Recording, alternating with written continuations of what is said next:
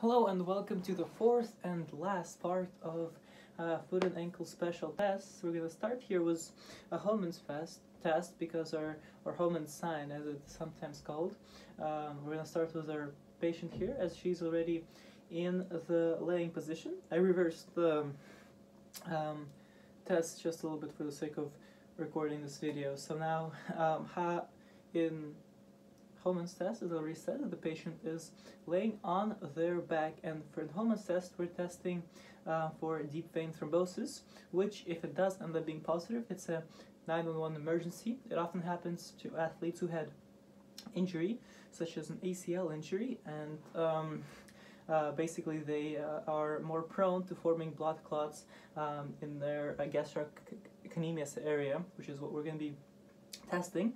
So the patient is laying, and the positive sign indicator will be pain, lots and lots of pain. So we're gonna lift the foot up and around 30 degrees, and we're gonna dorsiflex the foot, right?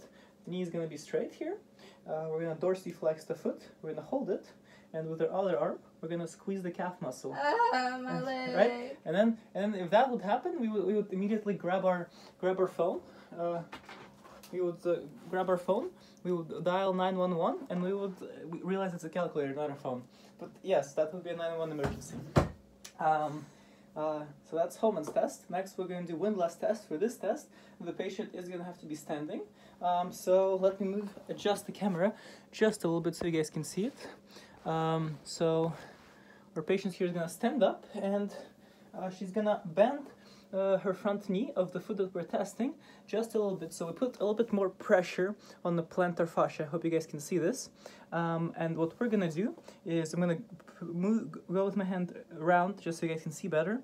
We're testing for plantar fasciitis, and again the signal that's gonna indicate the test is positive is gonna be pain. So we're gonna raise the hallux valgus up, we're gonna extend the toe, and she's still bending her knee, so the pressure is on the plantar fascia, and if she experiences pain when we pull it up, that's an indicator that she has plantar fasciitis. Alright, so that's Hohmann's and windlass test.